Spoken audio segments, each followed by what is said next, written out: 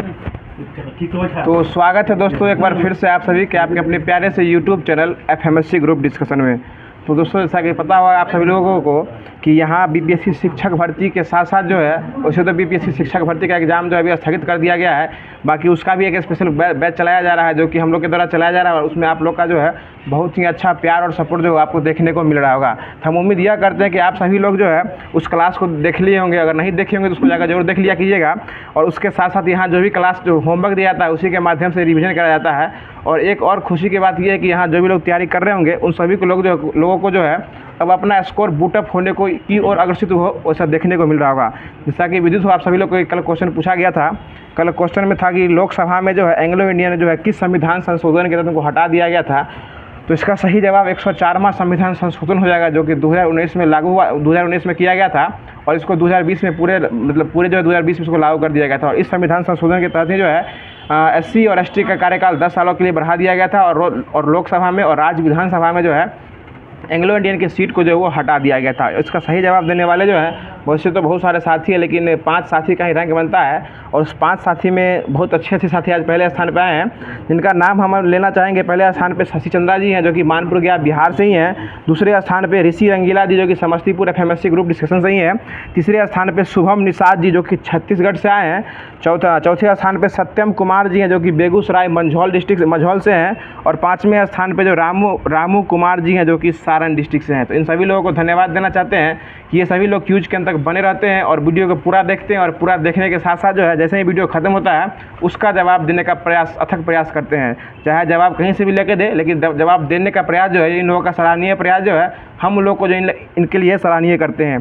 तो जैसा कि विदित हो कि यहाँ जो है जो डेली क्वेश्चन पूछा जाता है और क्वेश्चन जो पूछा जाता है वो होमवर्क से पूछा जाता है। तो कल जो होमवर्क दिया गया था उसी के माध्यम से आज भी क्यूज कराया जाएगा। आप लोग वीडियो के अंत तक बने रहिएगा और जो भी लोग अभी तक चैनल को सब्सक्राइब नहीं किए हैं चैनल को सब्सक्राइब कर लीजिए क्योंकि डेली जो है आपको इसी टाइम में इसी समय पे और इसी डिस्कशन टीम के साथ जो है आपको क्लास देखने को मिलने वाला है। तो आज का पहला क्वेश्चन जो बताइएगा कि एशिया का सबसे बड़ा ट्यूलिप गार्डन कहाँ स्थित है? जम्मू कश्मीर में स्थित है। बहुत अच्छा जवाब। और जम्मू कश्मीर का राष्ट्रीय पशु कौन सा है? हंगुल। हंगुल जो है वो हिम तेंदुआ लद्दाख का है। आगे बताइएगा उपराष्ट्रपति के निर्वाचन में कौन कौन भाग लेते हैं? ये उपराष्ट्रपति के निर्वाचन में जो है ना राज्यसभा और लोकसभा के जितने भी नॉमिनेटेड मेंबर रहते हैं ना MP जो होते हैं वो सभी भाग लेते हैं। ठीक है। अगला क्वेश्चन बताइएगा कि अगर इसके चुनाव में अगर बंटवारा विवाद हो जाए इसको निर्वाचन को इसका जो है उपलब्धि कौन खत्म करता है? इसको सुप्रीम कोर्ट यानी उच्चतम न्यायालय जो इसको खत्म करता है। मतलब इसका विवाद का निपटारा जो है उच्चतम न्यायालय के द्वारा जो है वो किया जाता है। आगे बताइएगा टीपू सुल्तान जो है किस क्लब के सदस्य थे? ये जैकोबिन क्लब के सदस्य हो जाएंगे। और यह जो है टीपू सुल्तान किसके पुत्र थे? हैदर अली के पुत्र थे। ठीक है ना। और हैदर अली जो है यह मैसूर का राजा कब बना था? 1761 में। 1761 में ये राजा बना था। और इसकी टीपू सुल्तान की मृत्यु कब हुई थी?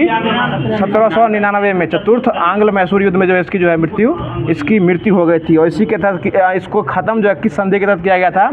श्रीरंगपट्टनम के संधि के तहत जो इसको खत्म किया गया था। आगे बताइए क्वेश्चन हो जाएगा जो जंतु जगत का सबसे बड़ा संघ कौन सा हो जाएगा? ये अर्थोपोडा हो जाएगा। ठीक है ना। अगला क्वेश्चन बताइएगा और 5 जगत में जो बांटने का काम किया था वो किसके द्वारा किया गया था? वो विटिकर के द्वारा जो है 5 जगत में बांटने का काम इनके द्वारा किया गया था। बताइएगा ओलेरी कल्चर में क्या किया जाता है? सब्जी का अध्ययन किया जाता है। अगला क्वेश्चन बताइएगा कि राष्ट्रपति को शपथ कौन दिलवाता है?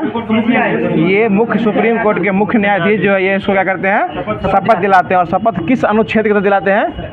शपथ 60 यानी राष्ट्रपति का शपथ जो है वो 60 में हो जाएगा और उपराष्ट्रपति का शपथ किस में हो जाएगा? 69 में हो जाएगा। उपराष्ट्रपति का शपथ जो 69 में हो जाएगा। और आपको जो है ये क्या कहते हैं गवर्नर का यानी राज्यपाल का शपथ किस में होता है? 159 के तहत हो जाएगा। याद रखिएगा कि 3 गो शपथ जो है ये आपको अनुसूची 3 में वर्णन है। शपथ जो है वैसे बाकी शपथ किस में वर्णन है? अनुसूची कितना है? अनुसूची 3 में है। 3 में बाकी शपथों का वर्णन है। बाकी सिर्फ राष्ट्रपति उपराष्ट्रपति और राज्यपाल ये तीनों का वर्णन जो आपको अनुसूची 3 में देखने को नहीं मिलेगा। इसमें पहला हो जाएगा राष्ट्रपति।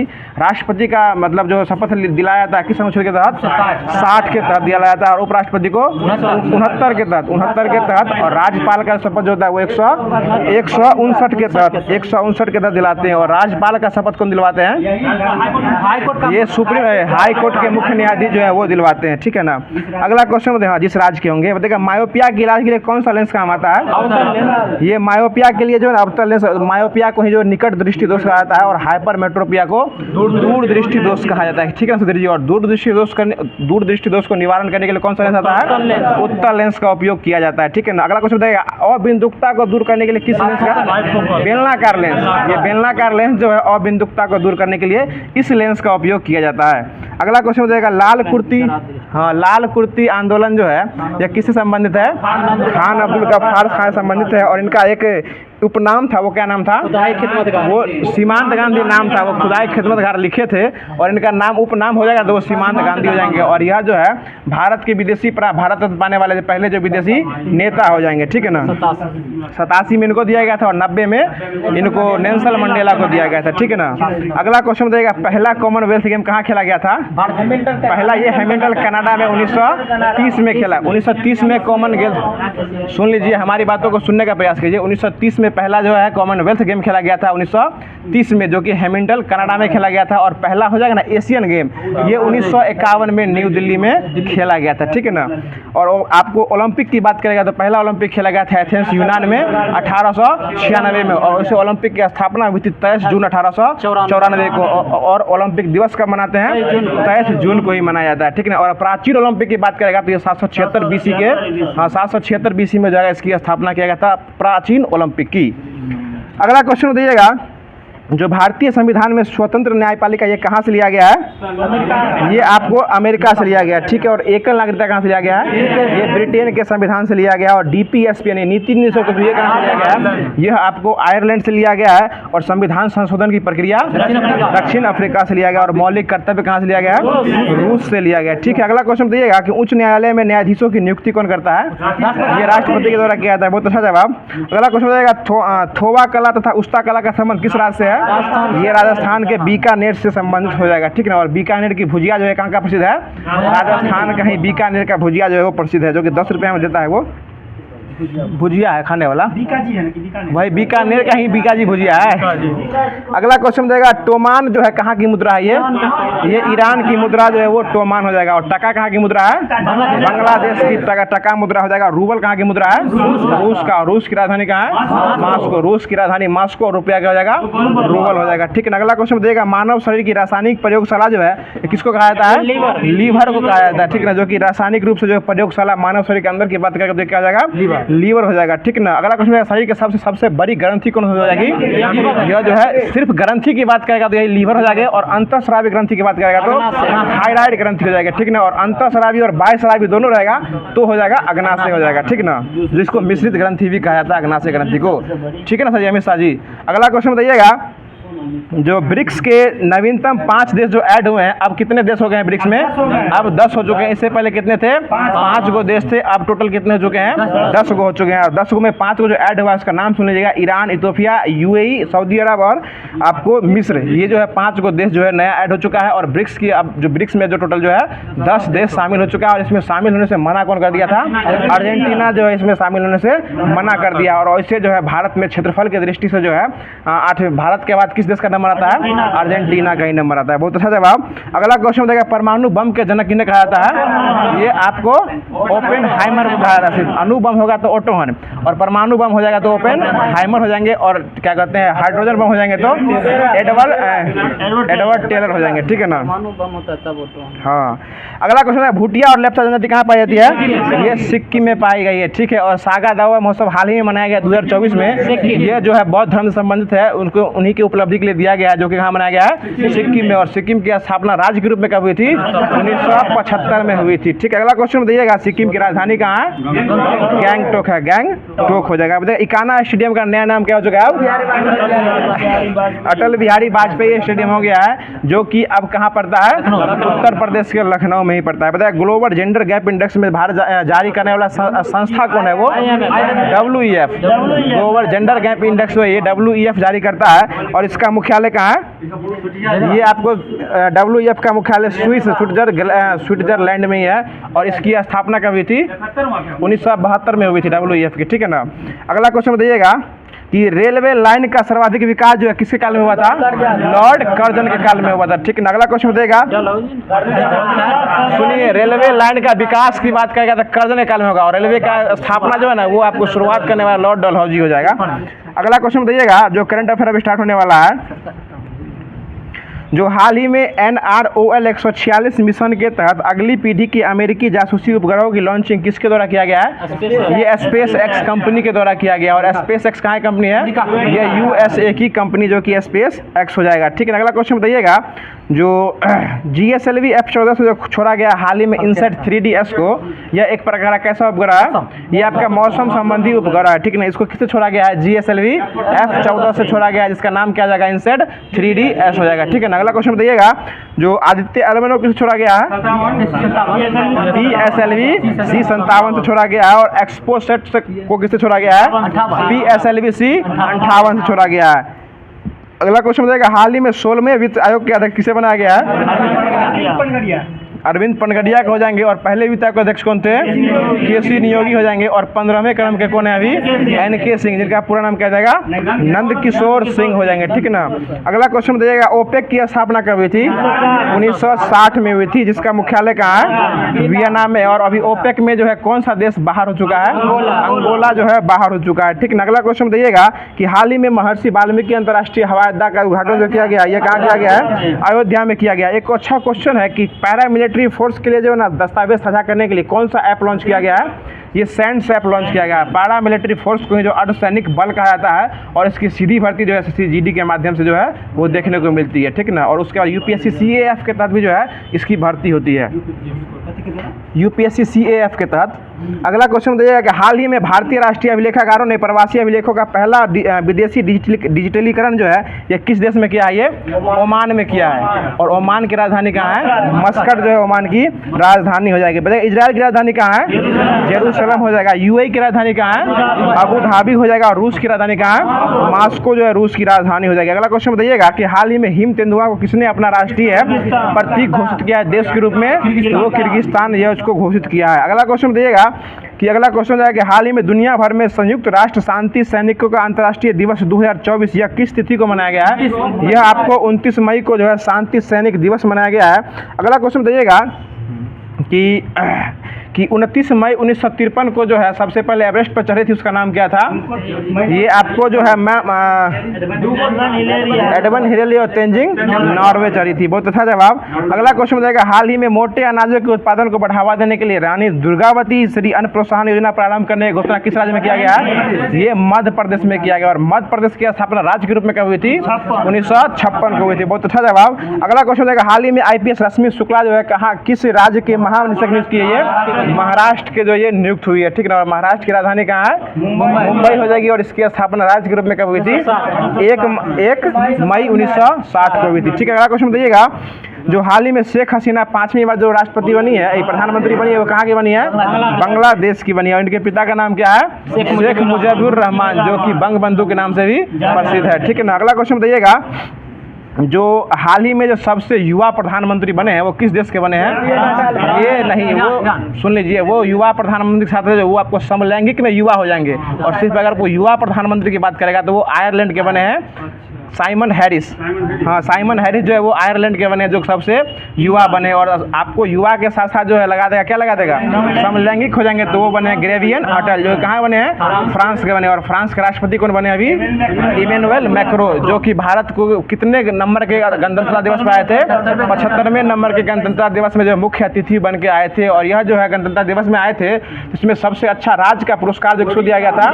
ये उड़ीसा को दिया गया था। और मंत्रालय में संस्कृति मंत्रालय को दिया गया था। ठीक ना, और इसको जो है जी और इसको जो है आपको हैंडल करने के लिए किसी एक व्यक्ति को पुरस्कार देगा, उसका नाम क्या है? भावनीश कुमार। उसका नाम क्या है? भावनीश कुमार, जो कि 75वें गणतंत्रता दिवस के जो है पूरे तरीका से जो एक प्रकार का पूरा झांकी को जो कंट्रोल करने वाला था, उसका नाम क्या हो जाएगा? भावनीश कुमार। अच्छा क्वेश्चन लेके आज या ध्यान सुनिएगा इसको। अगला क्वेश्चन बताइएगा, जो हाल ही में किस राज्य के आदि केकरे और वांचो लकड़ी को GI टैग दिया गया है? ये अरुणाचल प्रदेश को दिया गया। और अरुणाचल प्रदेश की मुख्यमंत्री कौन है अभी? पेमा खांडू है। ठीक ना, और वहाँ के राज्यपाल कौन है? KT पटनायक वहाँ के राज्यपाल हो जाएंगे। और इसकी स्थापना राज्य के रूप में कब हुई थी? 1987 में हुई थी। ठीक ना, और अरुणाचल प्रदेश की राजधानी क्या हो जाएगी? जो कि ईटानगर हो जाएगी। और सबसे पूर्वी राज्य होगा भारत का तो कौन हो जाएगा? अरुणाचल प्रदेश हो जाएगा। और पूर्वी बिंदु कौन हो जाएगा वहाँ का? किबुथु हो जाएगा। ठीक है ना, किबुथु वहाँ का सबसे पूर्वी भी बिंदु हो जाएगा। आगे बताएगा हाल ही में रिटेल डायरेक्ट मोबाइल ऐप प्रवाह किसने लॉन्च किया? ये आरबीआई ने लॉन्च किया, ठीक ना। और आरबीआई की स्थापना कब हुई थी? 1935 में हुई थी। और कमेटी की बात हो जाएगा तो यंग हिंटल कमेटी के तहत इसकी जो है स्थापना किया गया था, ठीक है ना। अगला क्वेश्चन बताएगा प्रवाह ऐप कौन लॉन्च किया है? ये अभी आरबीआई के द्वारा ही आपको लॉन्च किया गया, प्रवाह ऐप जो लॉन्च किया गया, ठीक है ना। अगला क्वेश्चन बताइएगा जो हाल ही में विश्व हिंदी दिवस जो कब मनाया गया है? 10 जनवरी को। राष्ट्रीय हिंदी दिवस 14 सितंबर को मनाया जाता है। बताइए अगला क्वेश्चन हो जाएगा कि यूनाइटेड कप 2024 का विजेता कौन हो जाएगा? यूनाइटेड कप जर्मनी हो जाएगा। बहुत अच्छा जवाब, जर्मनी जो इसको जीत चुका है। आगे बताइए कि हाल ही में डॉक्टर समीर वी कामत जो कि अभी कैमेक्रम के अभी जो अध्यक्ष है इसरो के, ये DRDO के, और इनका जो है इस कार्यकाल कितना बढ़ा दिया गया है? 1 साल के लिए इनका कार्यकाल जो ये बढ़ा दिया गया। इनकी काम को उपलब्धि को देखते हुए हो जो कि मंगलयान जो छोड़ने वाला है 2024 में, इसलिए जो इनका उपलब्धि अधिक होनी चाहिए। मंगलयान छूटेगा ना सर जी, इसरो के अध्यक्ष है ना वो, ये समीर भी कहा, ये मंगलयान छूटने वाला ना, अभी मंगलयान इसरो छोड़ने वाला है। लेकिन हम ये कह रहे थे कि जो भी उपलब्धि इनको देखते थे, जो 1958 में इसकी स्थापना हुई थी DRDO की, इनकी उपलब्धियों को देखते हुए जो है 1 साल के लिए इनका कार्यकाल जो है वो एक्सटेंड कर दिया गया। और यह कितने कैमेक्रम के अध्यक्ष है? ये SV कामत है, और इसरो के अध्यक्ष है ना वो 10वें क्रम के अध्यक्ष थे। और उस समय से हम कन्फ्यूज हो रहे थे इसरो सोमनाथ में और DRDO वाले में, ठीक है, अच्छा बता दिए। अगला क्वेश्चन बताइएगा कि हेनले पासपोर्ट इंडेक्स 2024 में भारत को कौन सा स्थान मिला है? ये 80वें नंबर का स्थान मिला है। ये बताइएगा हाल ही में PM मोदी ने देश के सबसे लंबे समुद्री पुल यानी अटल सेतु का उद्घाटन कहाँ किया है? ये आपको जो है महाराष्ट्र में किया, और इसकी लंबाई कितनी है? 21.8 किलोमीटर जो है 21.8 किलोमीटर है। और यह मुंबई को नवी मुंबई से जोड़ने का काम करता है। और समुद्र के ऊपर सबसे बड़ा पुल बनने वाला कौन है? तो यही हो जाएगा। नदी की बात करेगा तो नदी के ऊपर सबसे बड़ा पुल कौन है? भूपेन हजारिका है, ठीक ना। हाँ, असम पर है ये, लोहित नदी पे बना हुआ है वो। आगे बताइएगा अगला क्वेश्चन हो जाएगा जो हाल ही में लैंड एडवेंचर श्रेणी में तेंजिंग नॉर्वे को राष्ट्रीय साहसिक पुरस्कार 2022 से किस सम्मानित किया गया? ये सविता कंसवाल को इसमें सहायता दिया गया है, सम्मानित किया गया है। आगे बताएगा हाल ही में शैवाल की नई प्रजाति ओडोकेलिडियम साहिद्रिकम की खोज कहाँ किया गया है? ये केरल में किया गया है, ठीक है, पश्चिमी घाट केरल में किया गया है। आगे बताएगा क्वेश्चन हो जाएगा कि धानु यात्रा कहाँ मनाया जाता है? उड़ीसा में मनाया जाता है, नुआखाली, ये भी उड़ीसा में मनाया जाता है। बताएगा राष्ट्रीय स्टार्टअप दिवस कब मनाया गया है? ये 16 जनवरी को मनाया गया है। और ग्लोबल फायर पावर इंडेक्स में भारत का स्थान कितना है? ये 4था स्थान हो जाएगा। आगे बताएगा हाल ही में जो है एशियाई आर्म रेसलिंग चैंपियनशिप 2024 का आयोजन कहाँ किया गया है? ये उज्बेकिस्तान में किया गया। और उज्बेकिस्तान की राजधानी कहाँ है? ताशकंद जो है इसकी राजधानी हो जाएगी। आगे बताएगा क्वेश्चन हो जाएगा जो गुट निरपेक्ष का आंदोलन जो हुआ है यह कहाँ हुआ है? युगांडा कंपाला में हुआ। और ये कैमे क्रम का हुआ है? ये 19वें क्रम का हुआ, यानी 19वें क्रम का जो नाम का बैठक हुआ है जो कि युगांडा कंपाला में हुआ है। और क्रम की बात करेगा तो ये 19वें क्रम का हो जाएगा। बताएगा तंबाकू गुटखा उत्पाद बिक्री पर जो है कौन सा राज्य प्रतिबंध लगा दिया है? ये आपको तेलंगाना जो है, जहाँ के मुख्यमंत्री नवीनतम बने रेवंत रेड्डी, वह जो है मतलब जो नशीले पदार्थ जो है ना, गुटखा सिगरेट वगैरह जो है सब पर जो है वो प्रतिबंध लगाने वाला राज्य बन गया है तेलंगाना। और जहाँ के मुख्यमंत्री कौन है? रेवंत रेड्डी हो जाएगा। उत्पादन पर भी, बिक्री पर भी, खरीद पर भी सब पर क्या कर दिया? ये सर उत्पादन होगा ही नहीं, लोग खाएगा ही नहीं वहाँ, ठीक है ना। इसमें क्या कर दिया गया? इसको बैंड कर दिया गया, ठीक है ना। आगे क्वेश्चन बताइएगा बिहार में सिर्फ दारू बंद है, वही मिलता है। अगला क्वेश्चन बताइएगा कि हाल ही में किस राज्य को स्वदेशी खजूर यानी कच्ची खरे का GI टैग मिला है? ये गुजरात को दिया गया। बताइएगा संसद सदस्य स्थानीय क्षेत्र विकास योजना के लिए जो है कौन सा पोर्टल लॉन्च किया गया है? ये ई-साक्षी पोर्टल जो है उसको लॉन्च किया गया था। अब जो करंट अफेयर का क्लास है वो खत्म हो गया है। अब जो कि डेली होमवर्क के माध्यम से दिया जाता है BPSC BSSC और ALP टेक्नीशियन और बिहार पुलिस में ये पूछा हुआ क्वेश्चन है, जो कि बिहार पुलिस का एग्जाम भी अब सर पे आ गया है, तो उसके ये सब पूछा हुआ क्वेश्चन है जो कि बिहार स्पेशल है, उसको स्टार्ट करते हैं। बताइएगा आप लोग क्वेश्चन का जवाब बताइएगा कि दंडकारण्य में इंद्रावती सबरी किसकी सहायक नदी है? ये गोदावरी की सहायक नदी हो जाएगी। आगे बताइएगा कि मणिपुर की मध्य घाटी में संकेंद्रित गैर अनुसूचित लोगों को क्या कहा जाता? मैती, वहाँ की जनजाति भी है मैती। आगे बताइएगा अगला क्वेश्चन है जवाहर सुरंग किसके नजदीक स्थित है? ये किस दर्रा के नजदीक है? ये बनिहाल दर्रा के नजदीक जो है जवाहर सुरंग स्थित हो जाएगा। आगे बताइएगा गंगा नदी की दियारा भूमि का नामकरण किससे संबंधित है? ये दायरा से संबंधित हो जाएगा। आगे बताइएगा स्वतंत्रता, समानता समानता और भ्रातृत्व की प्रेरणा कहाँ से ली गई है? ये फ्रांस की क्रांति से ली गई है। आगे बताइएगा कि भारत का संविधान किसके द्वारा ग्रहण किया गया था? ये संविधान सभा के द्वारा जो है इनको जो है ग्रहण किया गया था। अगला क्वेश्चन बताइएगा कि भारत के संविधान का कौन सा अनुच्छेद जो है देवनागरी लिपि में हिंदी को और संघ के राज्य सरकारी भाषा की मान्यता देता है? ये 343 का इसमें वर्णन किया जाता है। आगे बताइएगा कि जनहित याचिका की धारणा किस देश से लिया गया? ये अमेरिका से लिया गया है, ठीक है ना। आगे बताइएगा कि संविधान संशोधन किस भाग में दिया गया है? भाग 20 और अनुच्छेद 368 में दिया गया है। भारतवर्ष की रक्षा का बल यानी सुप्रीम कमांडर कौन होता है? ये राष्ट्रपति हो जाएगा। आगे बताइए अगला क्वेश्चन है कि आरबीआई जो है, आरबीआई की मुद्रास्फीति सूचकांक का मुद्रास्फीति लक्ष्य जो है किसको एंकर के रूप में नियुक्त करता है? ये सीपीआई संयुक्त के रूप में जो है एंकर के रूप में इसको जो है वो नियुक्त करता है। यानी मुद्रास्फीति का लक्ष्य जो है एंकर के रूप में आरबीआई जो है वो सीपीआई एंकर के द्वारा नियुक्त किया जाता है। अगला क्वेश्चन बताइएगा कि राष्ट्रीय बचत प्रमाण पत्र, ये सब सीडीपीओ का पूछा हुआ क्वेश्चन है, देख लीजिए कि राष्ट्रीय बचत प्रमाण पत्र की बिक्री से प्राप्त हुई राशि भारत सरकार के किस खाते में जमा होती है? ये सार्वजनिक खाता में जो है ये इसमें जमा होती है। देखिएगा भारत में फसल वर्ष की अवधि किस महीने में होती है? जुलाई से लेकर जून तक होती है, फसल वर्ष की अवधि होती है। देखिएगा बिहार के किस जिले में साक्षरता दर सबसे अधिक हो जाएगा? रोहतास में जाएगा। कितना परसेंट है? 75.59% जो यहाँ रोहतास का हो जाएगा। बताइए कपिलांश धातु का उद्योग की स्थापना कहाँ किया गया है? ये बक्सर जिला का रानीपुर में किया गया है। बताइएगा सुधा कोऑपरेटिव की स्थापना किस आईएएस अधिकारी ने किया था? सुधा की कोऑपरेटिव की स्थापना ये रामचंद्र सिन्हा जो है सुधा कोऑपरेटिव की स्थापना किए थे, जो कि एक आईएएस अधिकारी थे। उनका नाम क्या था? रामचंद्र सिन्हा। आगे बताइएगा कि 1815 में इस प्रकाशित राजा राम मोहन राय की पहली पुस्तक का नाम क्या था? तूफ़ते उल मुहावदीन जो है ये स्टार्ट किए थे। आत्मीय सभा की भी स्थापना कब किए थे?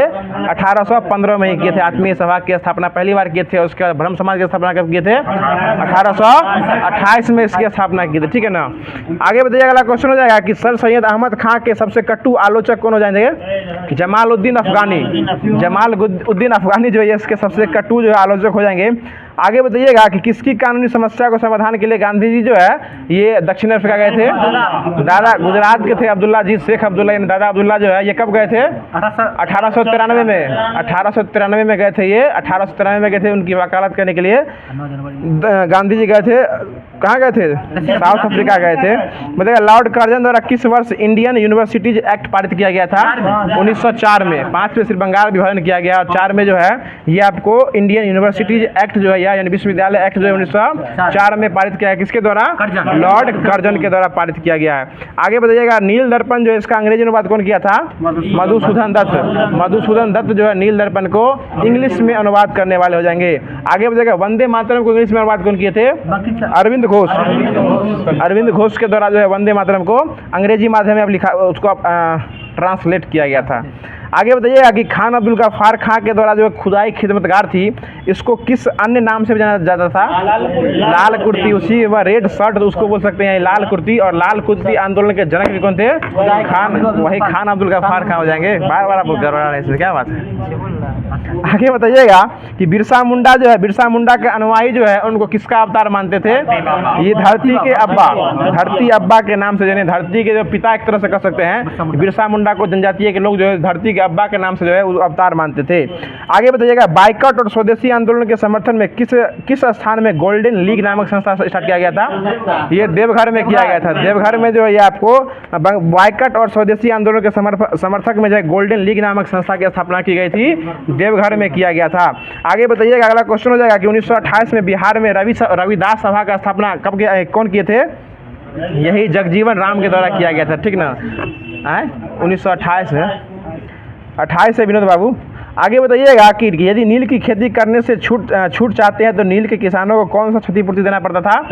तवान क्षतिपूर्ति कर देना पड़ता था। अगर नील की खेती से अगर आप छूट चाहते हैं तो नील के किसानों को तवान जो है ये देना पड़ता था। आगे बताइएगा कि 1835 में बिहार में पहला जिला स्कूल कहाँ खोला गया था? ये पटना में खोला गया था, ठीक ना।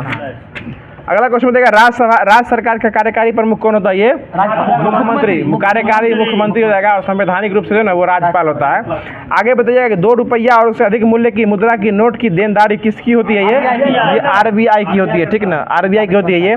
अगला क्वेश्चन बताइएगा कि मानव शरीर में कौन सी ग्रंथि जो है ये जोर के रूप में मौजूद रहती है? ये एड्रिनल ग्रंथि। और एड्रिनल ग्रंथि को क्या कहा जाता है? अधिग्रहित लरो और उरो हो जाएगा, उससे वो हार्मोन निकलता है वो, और ये ग्रंथि के बाद एड्रिनल ग्रंथि को अधिग्रहित ग्रंथि भी कहा जाता है। आगे बताइएगा कि हेपेटाइटिस बी यह एक प्रकार क्या है? वायरस है। और इसका उद्भव काल मतलब इसका जो सेशन रहता है कब से कब तक रहता है? कितना दिन तक?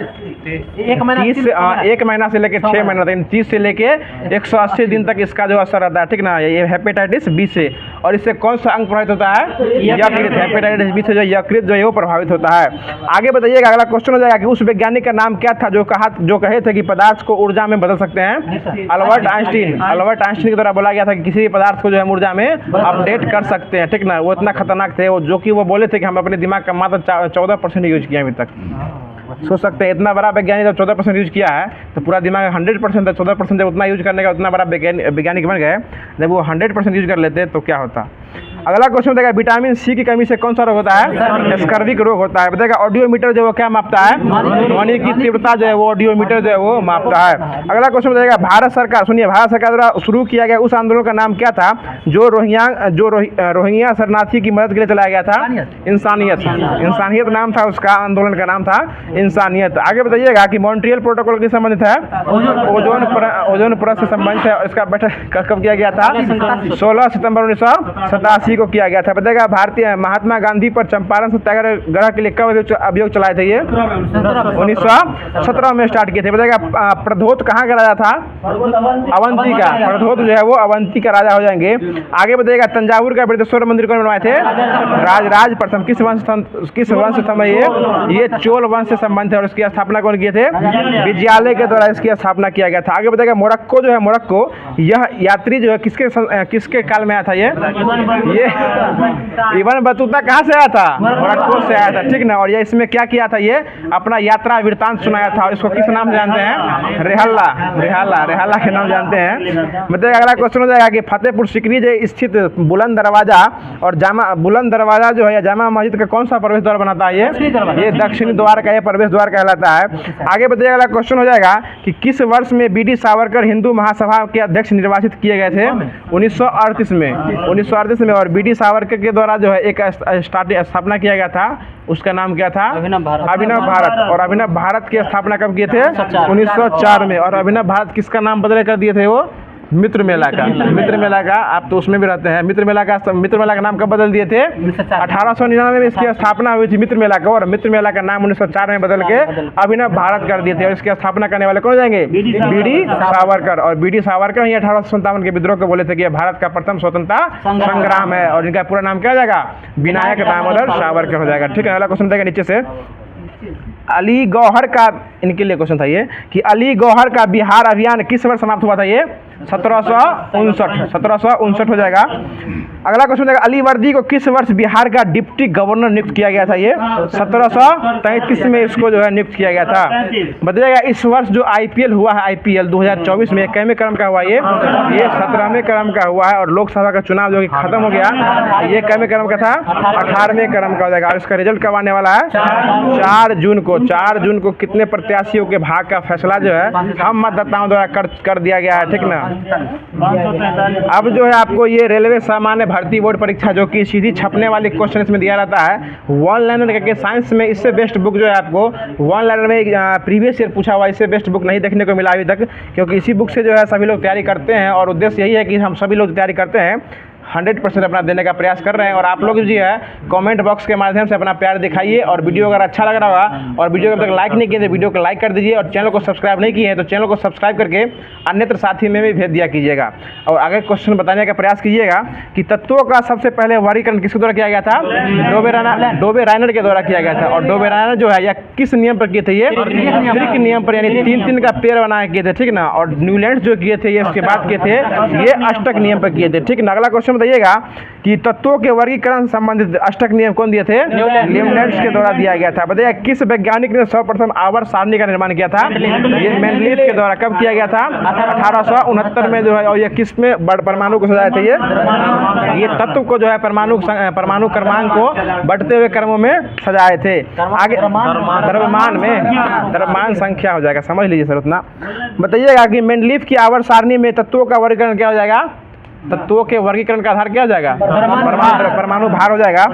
आगे बताइएगा आधुनिक आवर्त सारणी में वर्गों की संख्या कितनी है? 18 गो वर्ग है और आवर्तों की संख्या कितनी है? 7 गो आवर्त हो जाएगा। आगे बताइएगा कि किस वर्ग के तत्वों को सिक्का धातु कहा जाता है? 11 वर्ग के धातु को 11 वर्ग के तत्वों को जो है वो सोना चांदी सिक्का धातु जो है वो कहा जाता है। आगे बताइएगा कि शून्य समूह में रखे गए तत्व किस नाम से जानते हैं? वो नोबेल गैस यानी अक्रिय गैस के रूप में भी उनको जाना जाता है। बताइए सबसे भारी धातु कौन हो जाएगा? ओस्मियम जो सबसे भारी धातु हो जाएगा। और पदार्थ की बात करेगा तो क्या हो जाएगा? सबसे कठोर पदार्थ जो है ना वो हीरा हो जाएगा, ठीक है ना, भारी नहीं कठोर पदार्थ हो जाएगा। प्लेटिनम पदार्थ सबसे भारी धातु की बात करेगा ना तो वो आपको हो जाएगा क्या? ओस्मियम। और पदार्थ की बात करेगा तो कौन हो जाएगा? कठोर पदार्थ में हो जाएगा तो हो जाएगा हीरा हो जाएगा। हाँ, हालांकि गैस में हो जाएगा तो वो लिथियम हो जाएगा। धातु हो जाएगा, धातु। आगे बताइएगा कि सबसे हल्की धातु कौन सी है? लिथियम हो जाएगी। देखिए निम्न में से कौन सा तत्व जो है सर्वाधिक विद्युत का ऋणात्मकता हो जाएगा? ये सबसे ये फ्लोरीन हो जाएगा। और इसका परमाणु संख्या कितना है? 9। परमाणु संख्या इसका कितना है? 9 हो जाएगा। आगे बताइएगा कि वे तत्व जो इलेक्ट्रॉन ग्रहण करते हैं और ऋणात्मक आयन बनाते हैं वो क्या कहलाते हैं? वे कौन से तत्व होते हैं? वे अधातु तत्व होते हैं, ठीक है। बताइए किस वर्ग के तत्वों का गलनांक सबसे अधिक होता है? ये हो जाएगा 4 का ए, यानी 4 के ए में जो होते हैं वर्ग होते हैं, इसमें जो जितने भी तत्व होते हैं इसका गलनांक जो है वो उच्चतम होता है। आगे बताइएगा क्वेश्चन आएगा कि आवर्त सारणी में कितने ब्लॉक में बांटा गया है? 4 ब्लॉक में। कौन कौन हो जाएगा? एस, पी, डी और एफ हो जाएगा। बताइएगा किस ब्लॉक का तत्व जो है साधारणतः रंगीन यौगिक बनाता है? S block. यानी एस ब्लॉक का तत्व जो है सामान्यतः जो है वो रंगीन तत्व बनाता है। आगे बताइएगा किस वर्ग के तत्वों को मुद्रा धातु कहा जाता है? बी ब्लॉक को जो है पी ये बी दे ले मृदा धातु होगा। मृदा धातु मुद्रा धातु दिए हुए है। बताइएगा कि मेंडलीफ का संबंध किस देश से है? रूस से। मेंडलीफ कहाँ के थे? रूस के है। और वहाँ से क्या लिया गया है? मौलिक कर्तव्य लिया गया, ठीक है। कुछ और भी बोलने वाले थे लेकिन आपके चेहरों को देखकर हमारी उदासी दूर हो गई। आगे बताइएगा क्वेश्चन होगा सबसे हल्का तत्व कौन हो जाएगा? तत्व हाइड्रोजन। सबसे हल्का तत्व हो जाएगा तो वो हाइड्रोजन होगा। देखिए तत्व और हाइड्रोजन क्या धातु में बहुत फंसिएगा, इसलिए जब भी एग्जाम में क्वेश्चन आते पहले पढ़िएगा कहना क्या चाह रहा है। तत्व कहना चाह रहा है या आपको ऑप्शन में लिथियम भी रहेगा और हाइड्रोजन भी देखने को मिलेगा। तत्व और धातु देख के टिक मारिएगा। आगे बताइएगा अगला क्वेश्चन हो जाएगा कि पृथ्वी पर सबसे अधिक मात्रा में पाया जाने वाला तत्व कौन सा है? ऑक्सीजन। सबसे अधिक तत्व कौन हो जाएगा? ऑक्सीजन। कितना परसेंट पाया जाता है? 21% पाया जाता है ऑक्सीजन। अगला क्वेश्चन बताइएगा कि आवर्त सारणी के दूसरे और तीसरे आवर्त में कितने तत्व होते हैं? 8 तत्व रहते हैं। नेक्स्ट ये निकालिए। आगे बताइए अगला क्वेश्चन हो जाएगा जो सबसे भारी प्राकृतिक तत्व जो है वो कौन सा हो जाएगा? आपको सबसे भारी प्राकृतिक तत्व ये होगा यूरेनियम हो जाएगा। अगला क्वेश्चन बताइएगा कि आवर्त सारणी में क्षैतिज कतारों को क्या कहा जाता है? क्षैतिज कतारों को क्षैतिज को आवर्त कहा जाता है और ऊर्ध्वाधर को वर्ग कहा जाता है। आगे बताइएगा अगला क्वेश्चन हो जाएगा कि हेनरी बेकुरल जो थे ये किसकी खोज किए थे? रेडियो एक्टिविटी और गामा किरणें की खोज किए थे। रेडियो एक्टिविटी और जो है गामा किरणें की खोज किए थे। और ये किस देश के थे? ये फ्रांस के थे, यानी ये फ्रांसीसी थे। ये हेनरी बेकुरल दोनों देता है सर जी। पॉल विलार्ड भी देता है और ये भी देता है, सही बोल रहे हैं वो। हाँ, पॉल विलार्ड भी और हेनरी बेकुरल भी देता है। इसमें खोज की बात की दिए हुए ना तो वो हेनरी बेकुरल की बात किए हुए है। आगे बताइएगा आप कुछ आयोग है जो कि मॉडर्न हिस्ट्री का लास्टिंग स्टेप है, ये इसको बताइएगा। जी सर, आप कहाँ रहते हैं?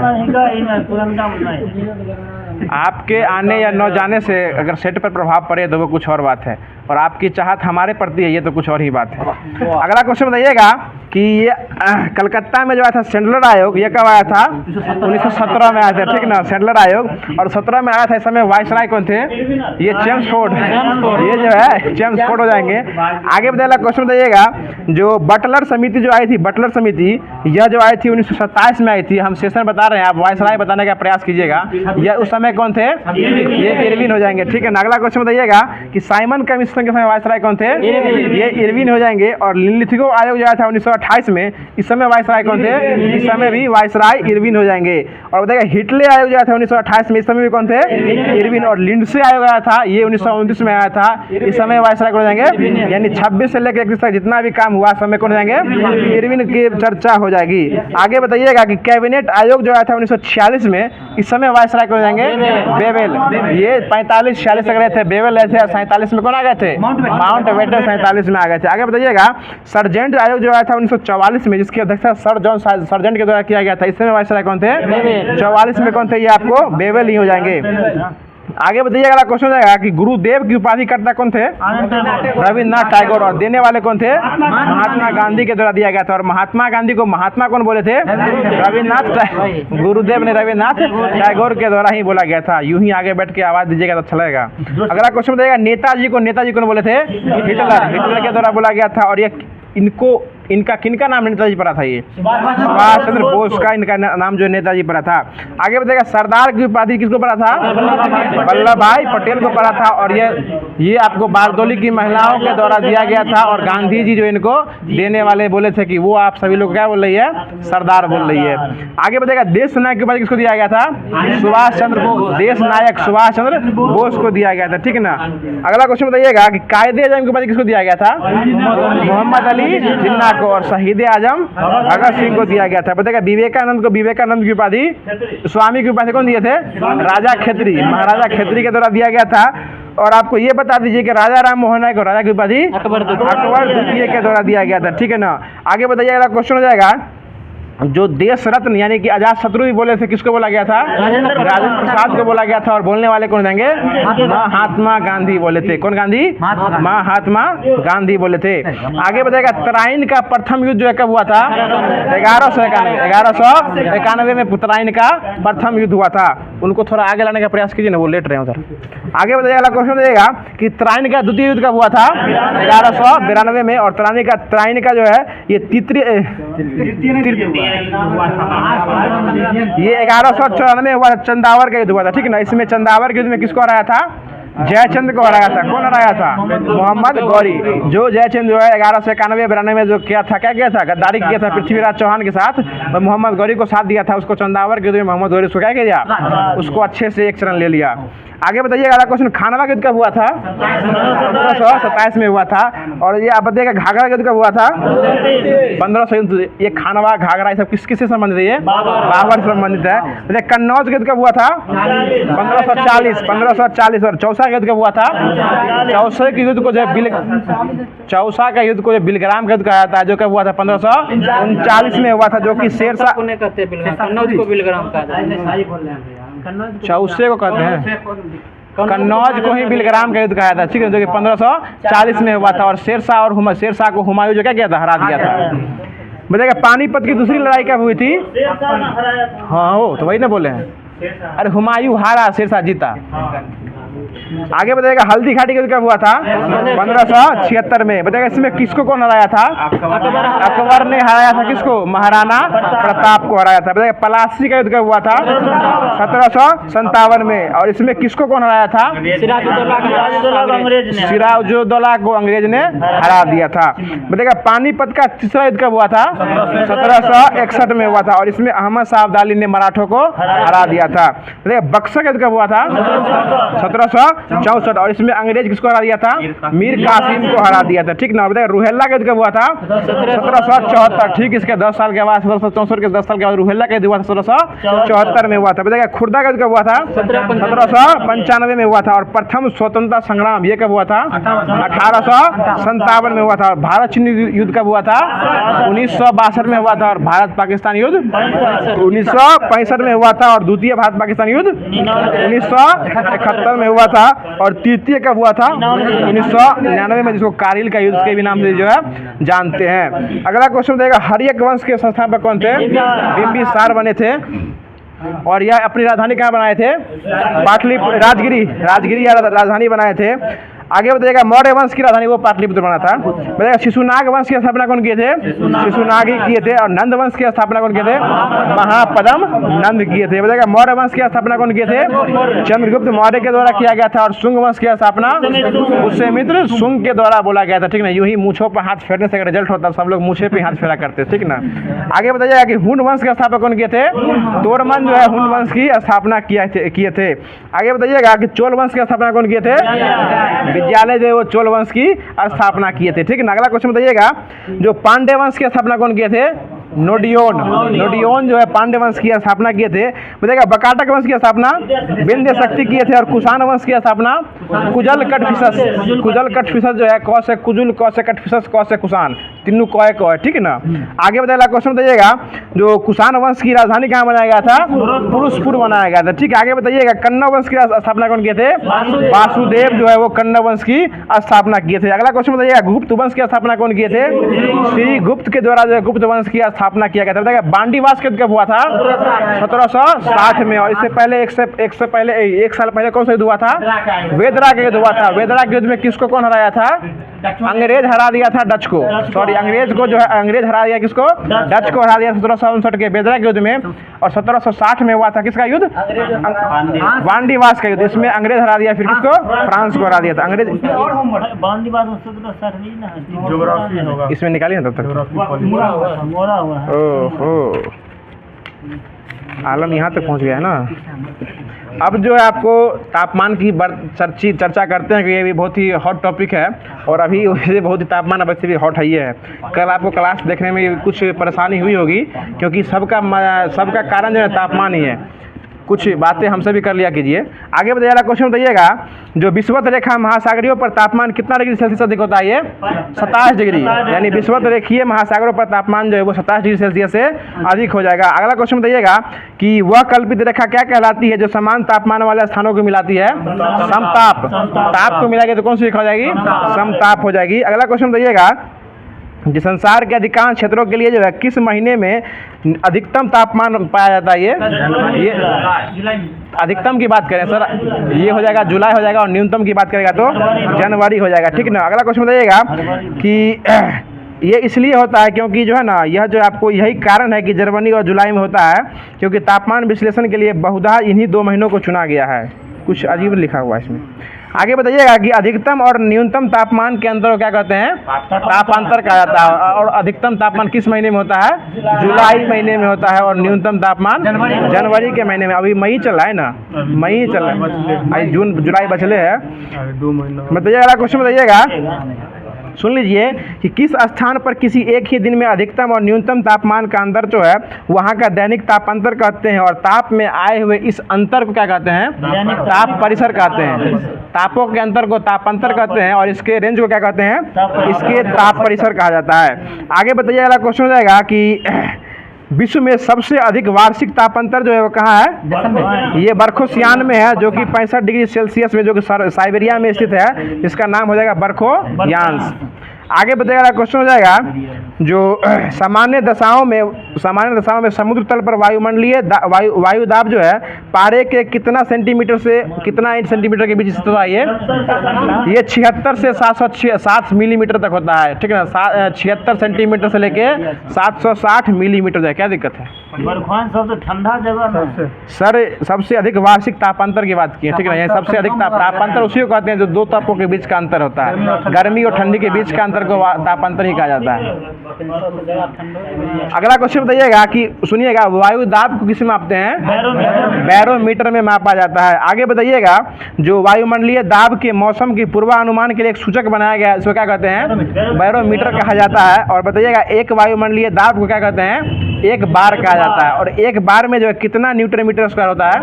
10 की पावर 5 न्यूटन मीटर स्क्वायर होता है। आगे बताइएगा, क्वेश्चन बताइएगा कि यंत्र कुछ पूछ रहे हैं, उसका आविष्कारक को बताने का प्रयास कीजिएगा कि वायु दाब मापी का आविष्कारक कौन है?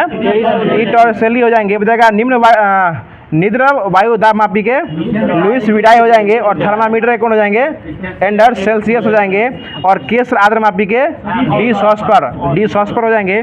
आगे बताइए, अगला क्वेश्चन है, बताइएगा समदाब रेखा को अंग्रेजी में क्या कहते हैं, आइसोबार कहा जाता है। ये आप हिंदी में नहीं दोगे, अंग्रेजी में देता है, ठीक ना, आइसोबार हो जाएगा। आगे बताइएगा, अगला क्वेश्चन जाएगा जो दूरी के संदर्भ में दाब परिवर्तन की दर क्या कहलाती है, दाब प्रवणता कहलाती है। दूरी के संदर्भ में दाब परिवर्तन की दर जो है वो दाब प्रवणता कहलाती है। उससे दाब बराबर फार्मूला क्या होता है, बल बटे क्षेत्रफल हो जाएगा। यानी किसी एकांक बल पे लगाए गए दाब को क्या कहते हैं, लगाए गए बल को जो है दाब कहा जाता है, ठीक है ना। आगे बताइए, क्वेश्चन हो जाएगा जो विषुवत रेखा पर पृथ्वी का घूर्णन वेग क्या होता है, कम होता है, सबसे अधिक हो जाएगा, ठीक है ना। जिसके कारण यहाँ केंद्रीय बल भी सर्वाधिक होती है, और इसी कारण जो है ना यहाँ वायु दाब भी है वो कम होता है। कम होते बाबा, इसमें क्या था,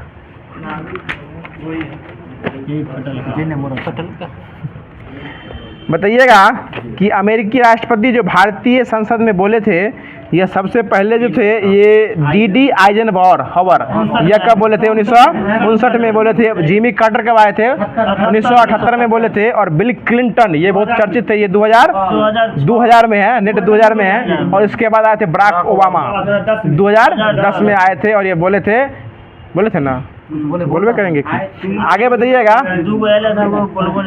कि लोकसभा की संरचना किस अनुच्छेद में वर्णन है, 1951 में, 81 अनुच्छेद हो जाएगा लोकसभा। बताइएगा राज्यसभा का पहली बार गठन कब हुआ था, 3 अप्रैल 1952 को हुआ था, और इसकी पहली बैठक कब हुई थी, 13 मई 1952 को हुई थी।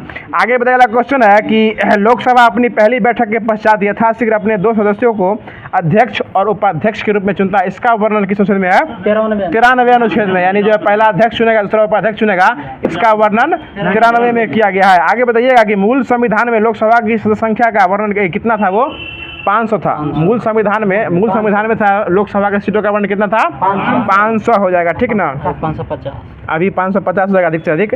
आगे बताइएगा, अगला क्वेश्चन हो जाएगा कि वर्तमान में लोकसभा की सदस्यों की संख्या कितनी हो जाएगी, 543 वर्तमान में है। और इन सदस्यों में से 524 सदस्य जो है, इसमें 28 राज्यों से हैं, 19 जो है आपको 19 सदस्य और 8 केंद्र शासित प्रदेश से निर्वाचित होकर आते हैं। कोई दिक्कत सुधीर जी? अगला क्वेश्चन आप ही से बताइएगा कि किस संविधान संशोधन के तहत जो है एंग्लो इंडियन को हटा दिया गया था, 104वां संविधान संशोधन कब हुआ था, 2019 में हुआ था, लागू हो गया था 2020 से। और इसमें ST का आरक्षण कितना साल बढ़ा दिया गया था, SC और ST का जो आरक्षण उसको 10 साल बढ़ा दिया गया था। और आपको एंग्लो इंडियन जो होते उसका कार्यकाल को समाप्त जो है वो कर दिया गया था। जो कि एंग्लो इंडियन का गठन जो है आपको राज्यसभा में होता है, लोकसभा में और विधानसभा में जो है वो किया जाता था आंग्ल भारतीय के रूप में। एंग्लो इंडियन मतलब क्या, आंग्ल भारतीय, ठीक है ना। आधा बाहर का, भारत का, आधा बाहर, मतलब दोनों का अंश में पाया जाता है आंग्ल। हाँ, आगे बताया क्वेश्चन हो जाएगा कि कल हो गया है शायद, सर्वाधिक मतदाता वाला। चलिए कोई दिक्कत नहीं, कल कुछ क्लास डिस्टर्ब हुआ तो उसको फिर से सुन लीजिए। बताइएगा कि उत्तर प्रदेश में जो है लोकसभा की सीट कितना है, 80 को हो जाएगा। बताइए सबसे अधिक मतदाता वाला क्षेत्र लोकसभा कौन हो जाएगा, बाहरी दिल्ली हो जाएगा। और सबसे कम कौन हो जाएगा, ये आपको जो क्षेत्रफल की दृष्टि से सबसे छोटा हो जाएगा चांदनी चौक। और सबसे कम मतदाता वाला लोकसभा क्षेत्र कौन हो जाएगा, लक्षद्वीप। और सबसे क्षेत्रफल की दृष्टि से सबसे बड़ा लोकसभा क्षेत्र कौन हो जाएगा, ये आपको लद्दाख हो जाएगा, लेह लद्दाख। और सबसे छोटा क्षेत्रफल की दृष्टि से चांदनी चौक। देखिए क्षेत्रफल की बात करेगा तभी चांदनी चौक लेना है। और वैसे लोकसभा में सबसे अधिक मतदाता की बात करेगा तो बाहरी दिल्ली हो जाएगा। आगे क्वेश्चन बताइएगा कि लोकसभा सदस्यों के लिए आयु कितना होना चाहिए, 25 साल होना चाहिए, ठीक ना। और उसके बाद वो भारत का नागरिक होना चाहिए कि नहीं होना चाहिए, होना ही चाहिए। आगे बताइएगा कि वो पागल भी होना चाहिए और दिवालिया, ये सब जो है वो नहीं होना चाहिए। अगला क्वेश्चन बताइएगा लोकसभा का अधिकतम कार्यकाल कितना होता है, 5 साल जो इसका सीट होता है। अगला क्वेश्चन बताइएगा कि मंत्रिपरिषद जो है लोकसभा के प्रति सामूहिक रूप से उत्तरदायी होता है, या इसका वर्णन किस अनुच्छेद में किया गया है, 75 के 3 में हो जाएगा, ठीक ना। और लोकसभा जो है व्यक्तिगत रूप से किसके प्रति उत्तरदायी होता है, मंत्रिपरिषद, ये राष्ट्रपति, ये व्यक्तिगत रूप से हो जाएगा तो राष्ट्रपति के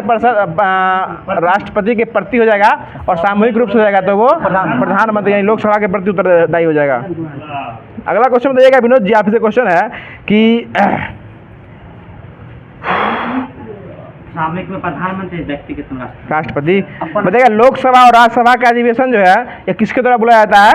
राष्ट्रपति के द्वारा बुलाया जाता है। बताइएगा लोकसभा की 2 बैठकों में कितना माह का अंतर होना चाहिए?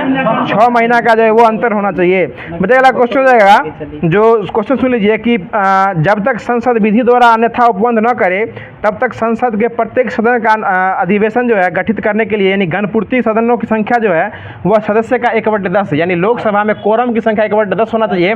इसका वर्णन किस अनुच्छेद में है? या 100 के 3 में है। ये यानी होता है ना कोरम पूरा करने 1/10 होना चाहिए। इसका वर्णन 100 के 3 में किया गया है। आगे बताइएगा, अब बताइएगा कि लोकसभा के प्रथम अध्यक्ष कौन बने थे? जीवी मावलंकर बने थे। और उपाध्यक्ष कौन बने थे? अनंत श्याम अयंगर। और दूसरी बार अध्यक्ष कौन बन गए थे? यही अनंत श्याम अयंगर जो है दूसरी बार अध्यक्ष बन गए थे। ठीक है ना, पहली बार में उपाध्यक्ष का पद लेके देखे कैसा लगता है, लगा कि इससे अच्छा वैल्यू उसमें बनेगा, बच्चों से छड़प गए उधर, ये उधर आ गए थे। मतलब अगला क्वेश्चन बताइएगा, तीसरा तक याद रखिए क्योंकि अब जो है ना एक दूसरे काम चलने वाला नहीं है। सब एग्जामिनर भी बुझ गया एग्जाम लेने वाला कि एक और लास्ट सब याद कर लेता है, इसलिए 2-3 तक खींच के ले जाते हैं। यानी दूसरा वाला कौन था? ये अनंत श्याम अयंगर हो जाएंगे और तीसरा वाला हो जाएंगे हुक्कुम सिंह। तीसरा वाला कौन जाएंगे? हुक्कुम सिंह। ठीक ना, और ताश के पत्ता में हुक्म क्या होता है? 4। बाप रे बाप, ये लेवल का तैयारी है। अगला क्वेश्चन बताइएगा कि 16वीं लोकसभा के अध्यक्ष कौन थे?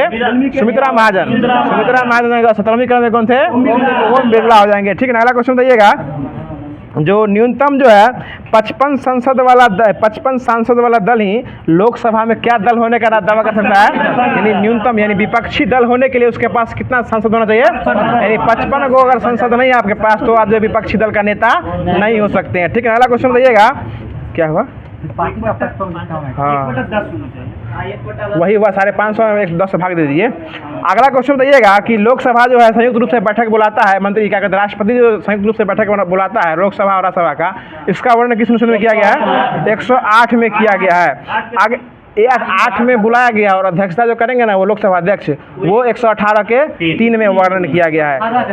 118 के 3 में 118 के 3 हो जाएगा। आप इतना आगे बैठ के भी गलत बोल रहे हैं, 118 का 3 हो जाएगा। आगे अगला क्वेश्चन बताइएगा कि संयुक्त अधिवेशन की अध्यक्षता जो है लोकसभा के अध्यक्ष द्वारा की जाती है, ये 118 के 4 में इसका वर्णन किया गया है।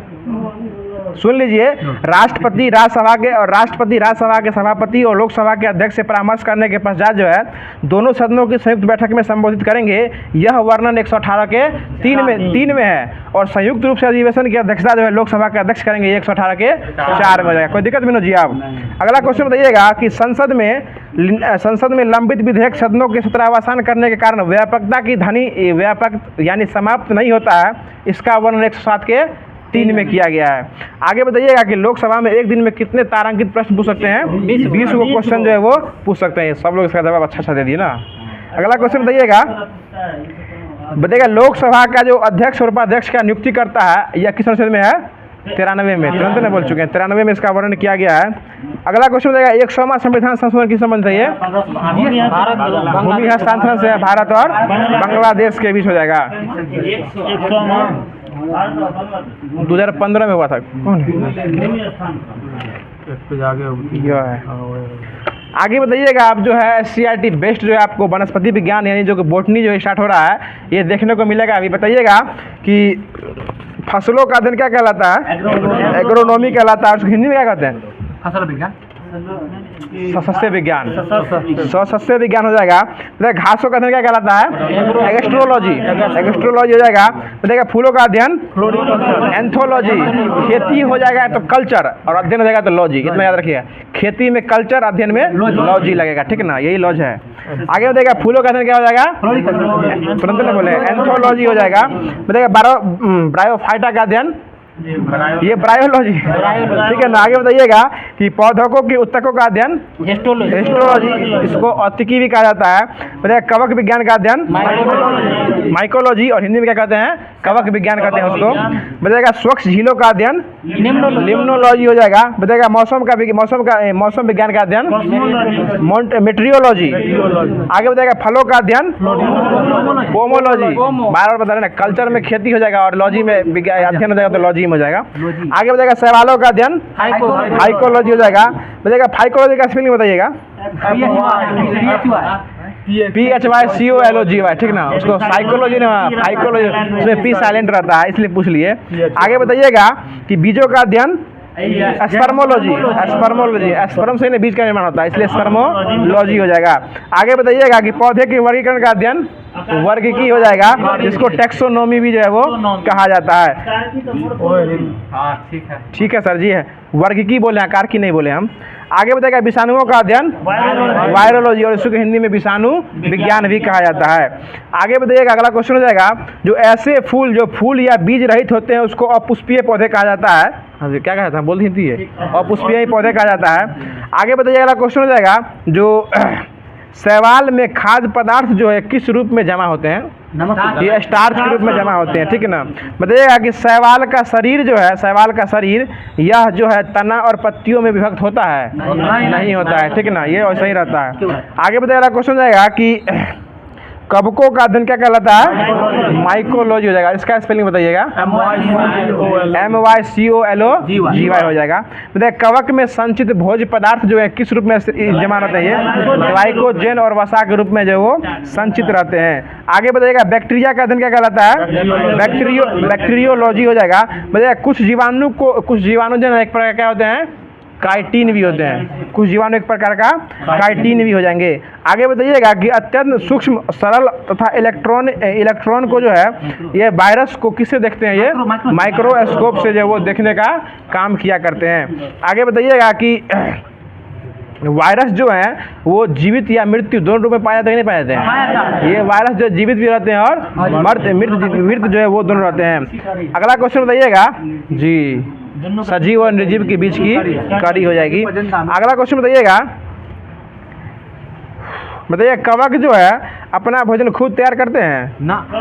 वो अपना खुद भोजन जो है वो तैयार नहीं करते हैं। आगे बताइएगा, अगला क्वेश्चन जाएगा कि विज्ञान का वह शाखा जिसके अंदर शैवालों का अध्ययन क्या आता है उसको क्या कहते हैं? हाइकोलॉजी। और एक उसका और अन्य नाम बताइएगा।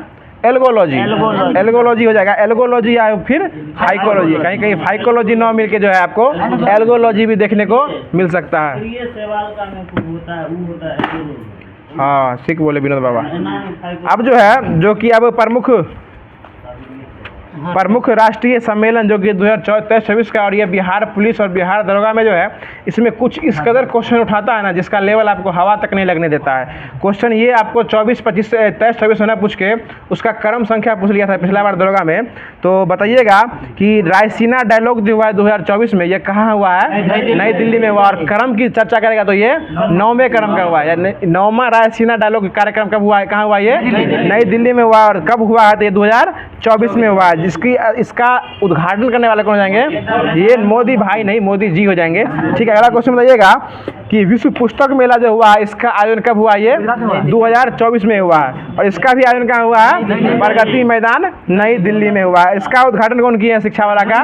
ये धर्मेंद्र प्रधान। शिक्षा वाला से संबंधित कौन हो जाएंगे? शिक्षा मंत्री धर्मेंद्र प्रधान हो जाएंगे। आगे बताइएगा विंग्स इंडिया जो हुआ है 2024 में, इसका आयोजन कहाँ हुआ है? ये हैदराबाद में हुआ। और किस हवाई अड्डा में हुआ? ये बेगमपेट अंतर्राष्ट्रीय हवाई अड्डा कहाँ? ये हैदराबाद में, जो कि विंग्स इंडिया 2024 में किया गया है। और इसका थीम रखा गया अमृत काल में भारत को विश्व से जोड़ना। और इसमें जो है इसके अंतर्गत सबसे अच्छा पुरस्कार किस हवाई अड्डा को दिया गया है? ये केम्पनगोडा और इंदिरा गांधी हवाई अड्डा, जो कि इंदिरा गांधी हवाई अड्डा कहाँ है? नई दिल्ली में। और केम्पनगोडा कहाँ है? कर्नाटक के बेंगलुरु में स्थित है। आपसे क्वेश्चन ये पूछेगा किसके अंतर्गत जो है आपको बेंगलुरु के केम्पनगोडा और इंदिरा गांधी हवाई अड्डा को जो है सबसे अच्छा हवाई अड्डा घोषित किया गया? तो ये यही आपको विंग्स इंडिया का बैठक हुआ 2024 में। ये बैठक हुआ कहाँ था? बेगमपेट अंतर्राष्ट्रीय हवाई अड्डा हैदराबाद में हुआ था। इसके अंतर्गत जो है आपको केम्पनगोडा को जो है सबसे हवाई अड्डा घोषित किया गया है। कोई दिक्कत सर जी? बिना मोश में आप भी अच्छे लगते हैं। अगला क्वेश्चन बताइएगा कि B20 जो हुआ है, समिट हुआ है B20, यह जो कि बिजनेसों के लिए हुआ है, बिजनेस 20, ये इसका आयोजन कहाँ किया गया है? ये नई दिल्ली में किया गया है। और G20 भी कहाँ किया गया था? नई दिल्ली में। और B20 भी कहाँ गया था? नई दिल्ली में। क्वेश्चन देखिए, ये B20 भी कहाँ किया गया था? नई दिल्ली में। और G20 भी नई दिल्ली में किया गया है। आगे बताइएगा, क्वेश्चन हो जाएगा कि 7वां अंतर्राष्ट्रीय धर्म सम्मेलन। देखिए इस चैप्टर को भूलना नहीं है, ये आपको देखने में सुनने में नया लग रहा होगा, लेकिन चर्चा करेंगे, क्वेश्चन की बात करेंगे तो सर्वाधिक करंट से क्वेश्चन उठाने की चर्चा करेंगे। तो सबसे अधिक क्वेश्चन जो आपको BPSC हो या BSSC हो या BPSSC हो, ये सबसे अधिक क्वेश्चन जो ये 2-3 पन्ना जो SPD का है इसी से उठाने का प्रयास किया करता है। ठीक है ना। आगे बताइएगा कि 7वां अंतर्राष्ट्रीय धर्म सम्मेलन जो हुआ है आपके बीपीएससी शिक्षक भर्ती में क्वेश्चन उठाएगा ना, देख लीजिएगा ये 2-3 पन्ना से उठाएगा, ठीक ना। इसको इसलिए आपको पढ़ने का प्रयास अथक रूप से कीजिए, और नहीं समझ में आता है तो हमारी वीडियो को बार बार देखा कीजिए, ठीक है ना। आपके लिए तो ये रामबाण साबित होगा, और उसके बाद हाजमोला के रूप में इसको लिया कीजिए, ठीक है ना। आगे बताइएगा, जो क्वेश्चन हम ये पूछ रहे थे आपसे कि 7वें क्रम का जो अंतर्राष्ट्रीय धर्म सम्मेलन हुआ है ये कहाँ हुआ? धर्म ये भोपाल में हुआ। भोपाल किसकी राजधानी है? मध्य प्रदेश की राजधानी है, ठीक ना। और ये हुआ कब है? 2023 में हुआ। यानी धर्म सम्मेलन कब हुआ है? 2023 में हुआ। इसका उद्घाटन कौन किए हैं? ये राष्ट्रपति किए हैं, ठीक ना। ये राष्ट्रपति द्रौपदी मुर्मू है। उससे पहले बाकी का कौन किया था? नरेंद्र मोदी के द्वारा किया गया था। और बाकी धर्म सम्मेलन हुआ था, इसका उद्घाटन कौन किए हैं? द्रौपदी मुर्मू को। देखिए आप इसको हमारे द्वारा बोल दिया गया ना, उसके बाद पढ़ने का प्रयास कीजिएगा, सोझे दिमाग में घुसने का प्रयास वो भी करेगा, ठीक है ना। प्रयास इस तरह करिए अनवरत योजना के तहत, ताकि प्रयास से आपकी प्रयास विफलता की ओर प्रकाशित हो जाए। आगे बताइएगा, ये क्वेश्चन पूछा हुआ है कि 18वीं विश्व सुरक्षा कांग्रेस, इसका आयोजन कब हुआ था? ये विश्व हुआ था, ये 2023 में हुआ था। और इसका क्या कहते हैं, इसका जो किया गया था ये रेलवे द्वारा किया गया था ना, रेलवे सुरक्षा नीति द्वारा इसका किया गया था महोत्सव। ये आपको हुआ है जयपुर में। जयपुर किसकी राजधानी है? राजस्थान की राजधानी है। देखिए ये आपको 18वीं क्रम का विश्व सुरक्षा कांग्रेस हुआ था, और 108वीं क्रम का भारतीय विज्ञान कांग्रेस हुआ था, जो कि नागपुर महाराष्ट्र में हुआ था, ठीक ना। ये भी 2023 में हुआ था। वो आपको हुआ था 18वीं क्रम का विश्व सुरक्षा कांग्रेस, और ये हुआ था 108वीं क्रम का भारतीय विज्ञान कांग्रेस हुआ था, ठीक है ना, नागपुर में। अगला क्वेश्चन बताइएगा कि 30वें क्रम का राष्ट्रीय बाल विज्ञान कांग्रेस, इसका उद्घाटन कब हुआ? 2023 में हुआ है, और ये अहमदाबाद में है। बहुत अच्छा जवाब। ये 30वें क्रम का राष्ट्रीय बाल विज्ञान कांग्रेस बनाया गया, ये अहमदाबाद में बनाया गया है, ठीक है। तो आज का एक लास्ट क्वेश्चन है जो कि आपसे हम पूछ रहे हैं, उसका जवाब बता दीजिएगा कि 43वें क्रम का आसियान शिखर सम्मेलन जो हुआ है 2023 में, क्रम भी याद रखिएगा, 43वें क्रम का आसियान शिखर सम्मेलन जो हुआ 2023 में, इसका बैठक कहाँ किया गया? जकार्ता इंडोनेशिया में किया गया है। और इसकी स्थापना कब हुई थी? 1967 में हुई थी। और इसमें कितने देश हो चुके हैं? अब 11 को देश हो चुके हैं, ठीक ना। और इसका बैठक जो हुआ है कितने क्रम का हुआ है? 43वें क्रम का हुआ। और यही क्वेश्चन बिहार दरोगा के सेकंड शिफ्ट में पूछा हुआ था, ठीक है ना सर जी। तो आज का क्लास यहीं स्टॉप करते हैं। बाकी वीडियो कैसा लगा कमेंट बॉक्स के माध्यम से ज़रूर अपना प्यार दिखाइएगा। और कल के लिए क्वेश्चन छोड़ने की बात होती है तो क्वेश्चन कुछ इस कदर से छोड़ा जाता है कि आप लोग को मतलब उससे कुछ सीखने को भी मिलता है। वैसे क्वेश्चन हर एक चीज़ को, हर व्यक्ति को हर चीज़ पता नहीं होता है, इसलिए हमारी टीम द्वारा वैसा क्वेश्चन छोड़ा जाता है जिससे आपको याद कराने का ही प्रयास किया जाता है। इसलिए क्वेश्चन जो छोड़ा जाता है उसके बारे में आप लोग जो उसका बैकग्राउंड लेने के साथ साथ जो है उसका जवाब देने का अथक प्रयास कमेंट बॉक्स के माध्यम से किया कीजिएगा। जितना अधिक से अधिक उसके बारे में पढ़िएगा उतना अधिक से अधिक नॉलेज जो है उसके बारे में आपको देखने को मिलेगा। तो कल के लिए क्वेश्चन सुन लीजिए, हो जाएगा आज। कल के लिए क्वेश्चन सुन लीजिए। क्वेश्चन हो जाएगा जो सैमसंग जो है, सैमसंग इसका मुख्यालय कहाँ है? ये सैमसंग जो कंपनी है, एक प्रकार का मोबाइल कंपनी, टीवी फ्रिज बनाती है सैमसंग, इसका मुख्यालय कहाँ, ये सैमसंग कंपनी कहाँ की है और इसका मुख्यालय जो है ये कहाँ स्थित है? यानी क्वेश्चन फिर सुन लीजिए, सैमसंग कहाँ का कंपनी है और इसका मुख्यालय कहाँ है? सही जवाब देने वाले को जो 5 व्यक्ति आते हैं उनका नाम फिर अगले क्लास में लिया जाएगा। और क्लास कैसा लगा जरूर कमेंट बॉक्स के माध्यम से प्यार दिखाइएगा। अगर वीडियो अच्छा लगा होगा तो वीडियो को लाइक कर दीजिएगा। चैनल पर पहली बार आए होंगे तो चैनल को सब्सक्राइब करके नोटिफिकेशन बेल कॉल पर सेट कर लीजिएगा, ताकि इसी टाइम में इसी समय आपको इसी तरीक़ा से नॉलेजेबल वीडियो के साथ साथ जो है आपको जो जीके जीएस का पूरा धुआंधार एक्सप्रेस चल रहा है अभी, जो कि एक प्रकार से लूसेंट के साथ साथ जो है आपको एससीईआरटी, एनसीईआरटी और एसपीडी का करंट अफेयर और डेली करंट अफेयर जो होता है वो, और उसके साथ साथ जो 25 करंट अफेयर का क्वेश्चन आता है जो कि स्टडी जीके कराता है, वो सारा चीज़ आपको 1 घंटा के वीडियो में देखने को मिलता है। ऐसा क्लास हम उम्मीद करते हैं आपको अन्यत्र कहीं देखने को नहीं मिलता होगा। जो लोग क्लास को रेगुलर फॉलो करते होंगे उनमें खुद को बदलाव देखने को भी मिल रहा होगा। तो फिर मिलते हैं किसी नेक्स्ट वीडियो में किसी नेक्स्ट और नए टॉपिक के साथ। तब तक के लिए खुश रहिए, मुस्कुराते रहिए, और हमारे चैनल को सब्सक्राइब कर लिए हैं तो बहुत अच्छी बात है, अपने पड़ोसी से भी करवाते रहिए। धन्यवाद, जय हिंद।